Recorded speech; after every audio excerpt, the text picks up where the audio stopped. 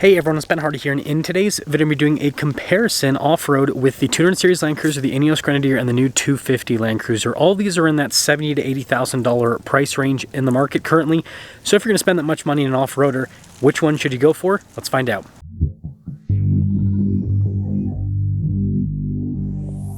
Now, quickly, I want to go over a few specs before we set off so you guys understand where this comparison is going to be at.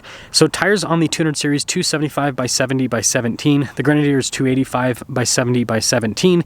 And then the 250 is 255 by 80 by 17. I'm going to be about 40 PSI with all of the cars. The reason why I'm not airing down is because the hose to my air compressor broke. So we're just going to have to be at higher PSI. And then when it comes to clearances and angles, the 200 Series and the 250 Series are pretty similar. They're just under 9 inches, and their angles are all pretty close to each other. The Grenadier is the outlier, where it's got closer to 11 inches of ground clearance with the tires that it has, and then it has much better angles compared to the other two. I mean, you can even see that with the front ends of all of these.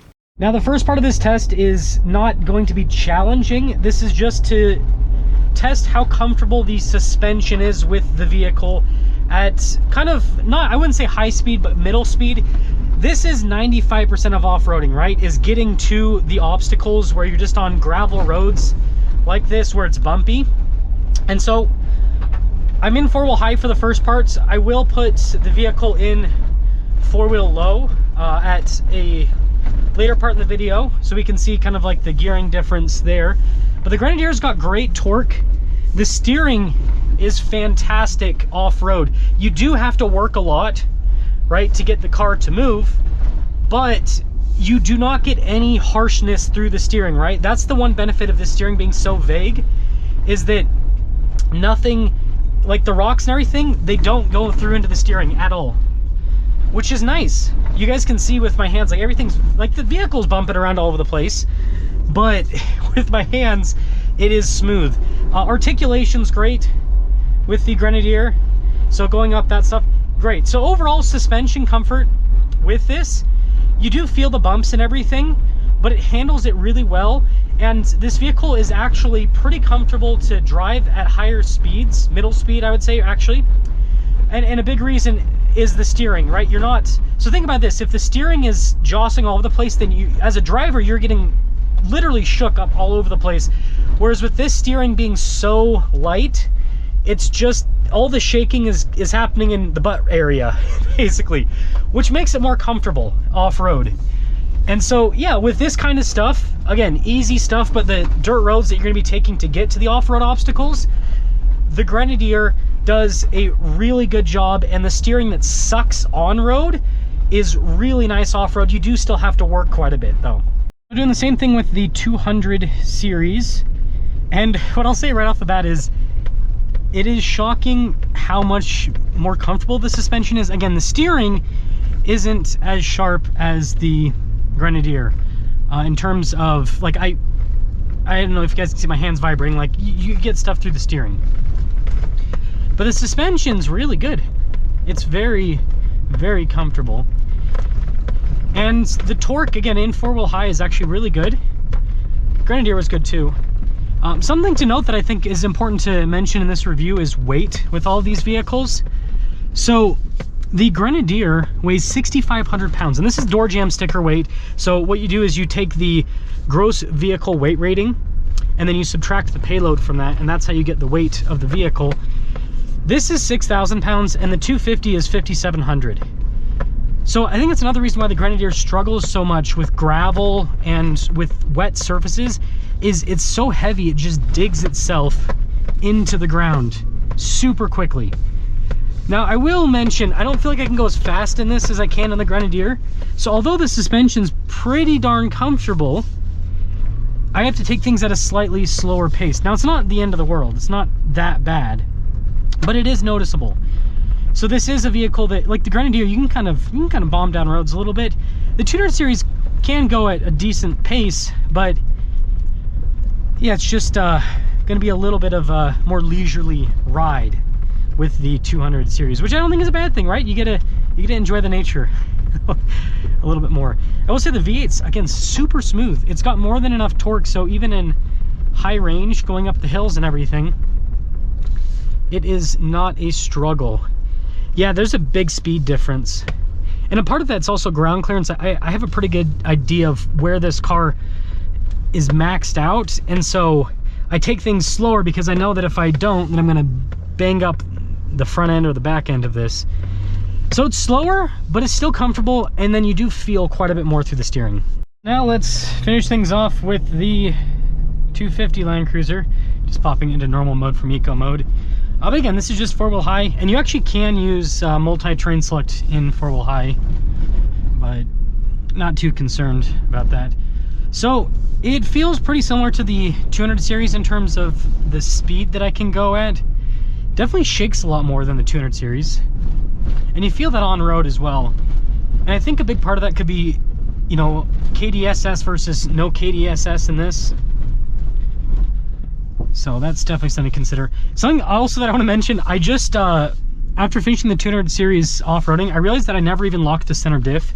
So everything that we just did in the 200 series, that it did very easily, was with the center diff unlocked.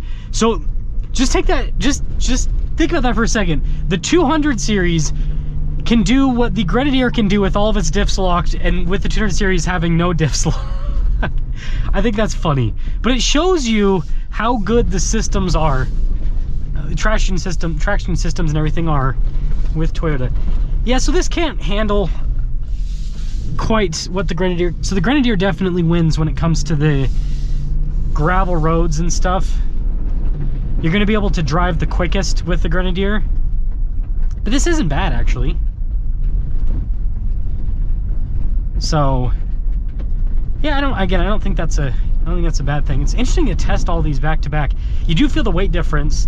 Like going from Grenadier to 200 series, I felt like I just went from my 600-pound life to a regular human being. And this feels like a dainty little thing compared to the 200 series. Again, it's not that big of a difference. It's like 300 pounds, but you know, it does make a difference. And also, this is just narrower. I think that's another important thing to mention. The overall width of the car, because the fender flares isn't technically narrower, but the body of this is definitely narrower compared to the 200 series. You feel that off-road.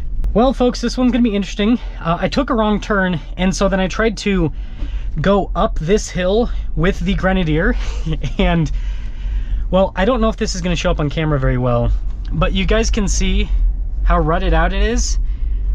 It's not gonna come up on camera very well. Here, let me just quickly show you guys this. Oops, I actually hit the gas pedal there. So you guys can see these deep, that's from the Grenadier. I basically tried to go up the hill just with the center diff locked and couldn't do it. Could not do it, got completely stuck. Sorry, the GoPro angle is gonna be weird for a second because I gotta navigate this. But anyways, this is a 30-degree decline, and the Grenadier can go down it fine. Getting up though with the loose gravel and then it's wet underneath, yeah, it's a struggle for the Grenadier. So I think I found the first big weak point of the Grenadier is just loose stuff. It seems like the Grenadier really struggles. And by the way, I did lock the front and rear diffs while I was on the hill to see, and they do lock, they're electronic. Grenadier still couldn't get up.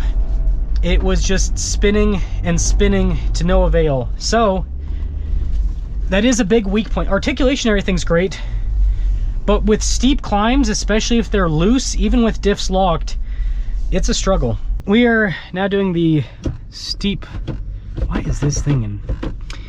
It's one thing I don't like about the older Toyotas is they always start in 4th gear. And this isn't that old, this is a 2020, but this generation of Toyota, so you always got to do manual if you're going to do a steep descent.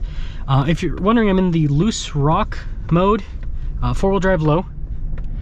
And I was concerned about this before I took the 250 down this the other day, because I wasn't sure if the 200 was going to have the angles.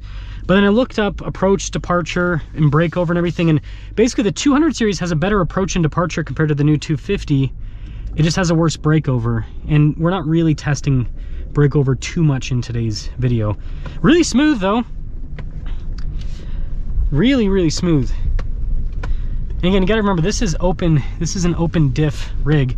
And you guys probably notice I am going quite a bit slower. And I mentioned that before with the suspension. It doesn't have bad suspension. It just likes to go slow. That's kind of the name of the game with the 200 series, at least what I've kind of discovered owning it. But it is a mountain goat. I mean, this is just crawling up. And the thing that's surprising to me is the new 250 on that actually is using its traction control system. This 200 with smaller tires technically than my 250. Again, these are 32.5 and the 250's got 33.1. Yeah, no flashing. So it seems like this does really well with the grip in the 250. It's funny to go from no camera on the Grenadier to potato cam in the 200 series to like one of the best cameras I've ever seen with an off-road vehicle. Now, because I forgot to put the center diff lock on the 200, I'm gonna do everything in the 250 without the center diff lock just to make it even. Oh, and I forgot to do the stabilizer bar disconnect. That is gonna make it fair because the 200 again has KDSS and then the Grenadier has solid axles. So they all have different ways to get more articulation, which I think is pretty cool with the off-road comparisons. Like this, it's a very involved system because you're gonna be turning the stabilizer bar disconnect on depending, because when you go up to higher speeds, it automatically locks it back up.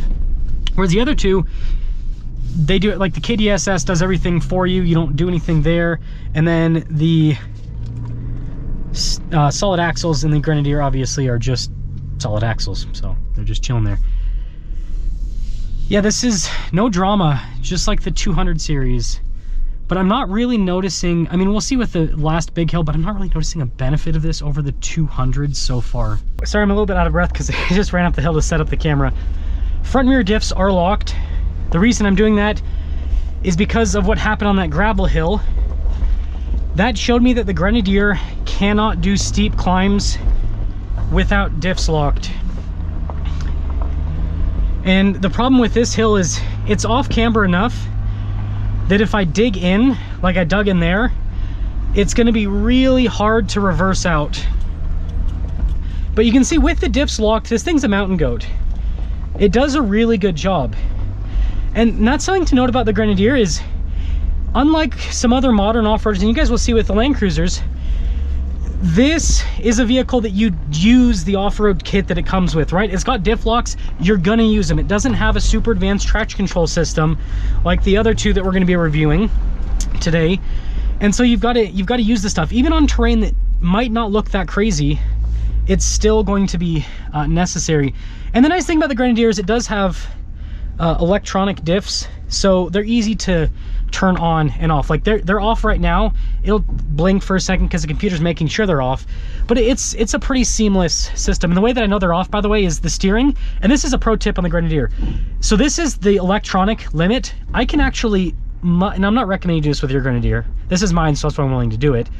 You can push past a little bit, and I don't hear any like screeching or any weird noises. And so this actually improves the Grenadier turning radius quite a bit. So here's again the end of the electronic limit right here, and look, turn, and it turns another half turn in. That improves the turning radius by quite a bit on this Grenadier. Land Cruiser 200 series, friendly reminder, we are completely open diff with this. There is no diff lock, and I still have it in loose. Well, let's see, maybe there's a better multi-terrain select. Mogul, rock, dirt, rock. I think I'm gonna stick with loose rock. But yeah, this has to do the same thing the Grenadier just did, but with open diffs. And if we get hung up or something, we do have crawl control to help out, to help us get us out, but we don't have, you know, a diff lock front and rear to help us out with extra grip. Now, the thing that's incredible about these Land Cruisers is, again, you can see we're not really getting traction control intervention. It seems like they balance them out really well, so they just get good grip. Okay, I can feel it slipping a little bit, but it's interesting. But yeah, I don't know, even like this has the old system that's very loud. There's a little intervention there because I slipped some. Okay, this will probably have some. Not even this. The traction control system just really doesn't have to work all that hard because it just gets the grip. It's crazy because the Grenadier would not have made it up that hill with open diffs like this. It would have gotten stuck 100% based on what happened with that gravel hill. Gosh, that's incredible. The only downside is this just doesn't have a lot of protection from the factory. Like, if you really want to do off-roading with this, you're going to want to get some rock sliders and some extra skid plates, but there's a lot of aftermarket support, which is great. And I do want to mention also the turning radius is, even with my trick with the Grenadier, this still has a better turning radius. Like, look at this. I'm able to pretty much just spin. Well, I'm gonna have to back up once, but yeah, it's significantly better with the turning radius than the Grenadier. So 250 up this hill now, and I guess I should mention that descent with the gravel hill is like 30 degrees. This gets up pretty high. I don't think it's quite 30. Maybe it does get up to 30. Then I'm looking at the inclinometer. I don't think it gets up to 30. I can't remember, but it does get up pretty steep. I guess maybe, yeah, it's pretty close. So diffs completely unlocked to make this fair as what we did. Sorry, there's like a bug or something on my foot. Okay, anyways, diffs completely unlocked to make it fair with the 200 series, because that's how we did it there. And then I do have the stabilizer bar disconnected. And yeah, just like the 200, it's just crawling right up. It's able to very easily distribute power. And it's pretty small. This vehicle feels a lot smaller than the other two on the trail. And I do want to mention the steering. I think it's because it's an electronic rack. It isolates you like the Grenadiers. It's not quite as isolating, but you don't get the jostling back and forth like you do with the 200, because the 200 has hydraulic. So that is another benefit. And I guess we'll quickly see turning on this. And then after that, I will sum things up. Seems like it's pretty darn similar to the 200 series with the turning radius. The 200 does have trail turn assist, this one doesn't. I didn't use that obviously, but it's kind of a pain to get into the mode. Yeah, this feels, so both are better than the Grenadier. This feels pretty similar to the 200 with the turning, but this, like I said, the steering doesn't jump around all over the place like in the 200, so pretty interesting. Let's get to the conclusion.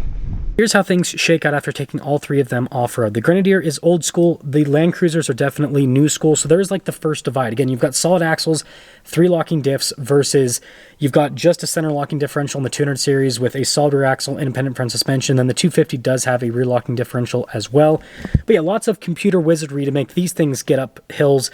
Whereas with the Grenadier, you're relying on mechanical. And that is going to be, I think, a big difference in terms of who these vehicles appeal to. If you're all into the mechanical side of things, the Ineos Grenadier is going to be the route to go because of it being purely mechanical with everything and being kind of like simplistic. I think people that own Wranglers that are like 20, 30 years old would really love the Grenadier because it's got a more luxurious experience compared to an old Wrangler, but it's, again, it's like a similar off-roading style where you've got to lock the differentials, you've got to use the skinny pedal quite a bit to get up stuff, and you know, sometimes you're gonna have to dig yourself out because it's a heavy vehicle, it digs itself in. The Land Cruiser is definitely more on the luxury side of things where, again, that active braking system really smooths everything out. And I almost feel like the rear locking differential on the 250 is kind of pointless because, again, you see with the 200 series, it did everything perfectly fine. The 250 did the same thing, didn't even have to use them. And so it's just a different type of off-roading. Definitely, again, more on the luxury side of things, just more slow cruising, and maybe that's why they call them Land Cruisers, because you're just cruising up the trails. Now, I think the best way to pick a winner out of this bunch is to go with a thought experiment. If I could only drive one of these off-road for the rest of my life, which one would it be? And after thinking about it from that perspective, it would be the 200 series. And here's my thought process. It has the best sound deadening out of the bunch, and so super luxurious with the experience. If you want to hear the off-road stuff, you roll down the windows, versus, especially in the Grenadier, I mean, you can hear everything in that car. Some of you might like that. The next thing is going to come down to the ride comfort. Again, I think the Grenadier has the best dampening with the suspension, but I think that the 200 series is more than comfortable enough, and I actually like the slightly slower style of off-roading that you do in the 200 series. The steering is definitely a downside, but it also kind of adds a layer of fun where the steering's kind of going all over the place, and you do have to, you know, muscle it around a little bit. The transmission and engine are the smoothest out of the bunch. Again, it's really difficult to beat a naturally aspirated V8. Didn't have any problem with approach, departure, or breakover angle in today's video. Obviously, if I was doing more rock crawling, then the Grenadier is going to be a much better option with its locking shocking differential setup, and also with the angles that provides. But yeah, just as an overall off-roader, the 200 series it's really hard to beat. It really is. And the 250 does a lot of stuff that the 200 series does. It just isn't as well insulated. The suspension isn't quite as comfortable. Again, I definitely prefer the KDSS to the stabilizer bar disconnect, and the engine is nowhere near as smooth. But again, something to note, the 200 series, I mean, you get a nice used Heritage Edition with low mileage, you're still going to be paying over $80,000 easily. Whereas you can get these 250s for less than 70 grand brand new versus a used vehicle. So I understand the appeal to the 250, but that's kind of how I'd look at it. So I would say that the 200 is number one, the 250 and the Grenadier. I like them both for different reasons, but I do put the 250 a little bit above the Grenadier just because there are things that the 250 can go up that the Grenadier cannot, simply because the Grenadier is just a little bit too heavy and it doesn't have an active braking system. And so when you get into that deep gravel or into mud, and I've seen this with other car reviewers as well, the Grenadier just gets, it just stops. It cannot do it. So anyways, let me know which one you'd pick out of the bunch, but that's my ranking: 200, 250, Grenadier.